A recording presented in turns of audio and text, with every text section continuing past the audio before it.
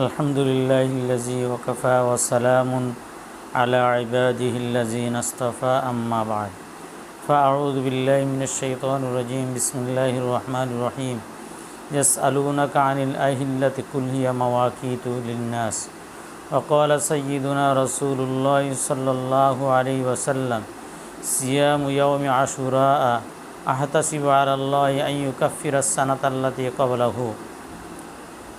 আল্লাহ তাআলার অসংখ্য শুকর যে আল্লাহ তাআলা আমাদের সকলকে হায়াতের একটা জিন্দেগি দান করছেন, আমাদেরকে আল্লাহ তাআলা মুসলমানদের ঘরে জন্ম দিয়েছেন। এজন্য মুসলমানের প্রত্যেকটা কাজ কর্ম যেন আল্লাহ তাআলার হুকুমে হয়। তো আরবি মাসের এখন মুহররম মাস শুরু হয়েছে। এই মাস অতীব গুরুত্বপূর্ণ মাস। 4টি মাস আল্লাহ তাআলার কাছে সম্মানিত, জিলকদ, জিলহজ, মুহররম, রজব। তো মুহররম এটা সম্মানিত মাস।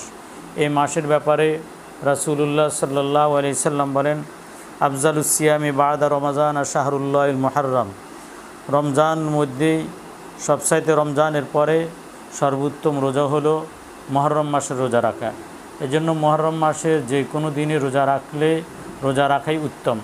তবে রাসূলুল্লাহ সাল্লাল্লাহু আলাইহি সাল্লাম বিশেষ করে 10ম তারিখে রোজা রাখার কথা বলেছেন। রাসূল সাল্লাল্লাহু আলাইহি সাল্লাম বলেন, সিয়ামু ইয়াউমি আশুরা আহতাসিবু আলাল্লাহি আন ইউকাফফিরাস সানাতাল্লাতী ক্বাবলাহু। আল্লাহ তাআলার কাছে আমি আশাবাদী আশুরার রোজা যে পূর্ববর্তী 1 বছরের সমস্ত গুনাহ আল্লাহ তাআলা মাফ করে দিবেন।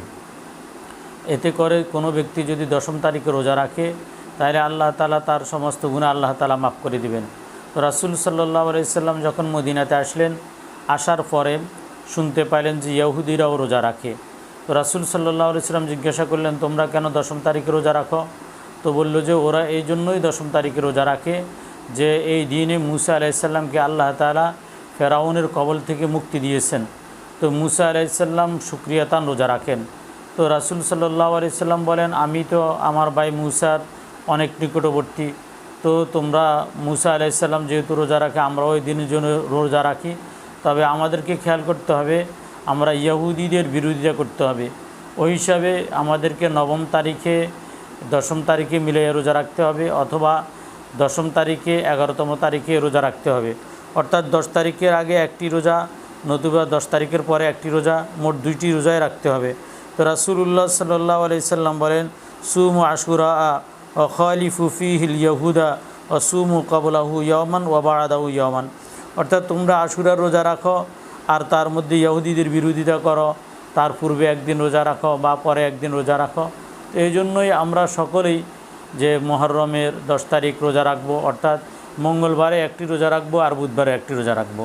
আর নতুবা বুধবারে আমরা একটি রোজা রাখবো, বৃহস্পতিবারে একটি রোজা রাখবো। অর্থাৎ মঙ্গলবারে হইল 9 তারিখ, বুধবারে 10 তারিখ।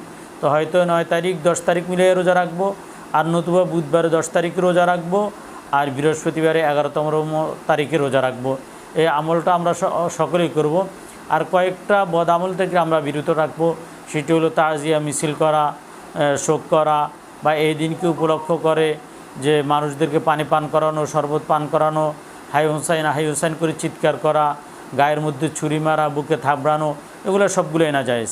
আল্লাহ তাআলা আমাদেরকে এই মুহররমের করণীয় এবং বর্জনীয় বুঝার তৌফিক দান করেন। সুবহানাকাল্লাহুম্মা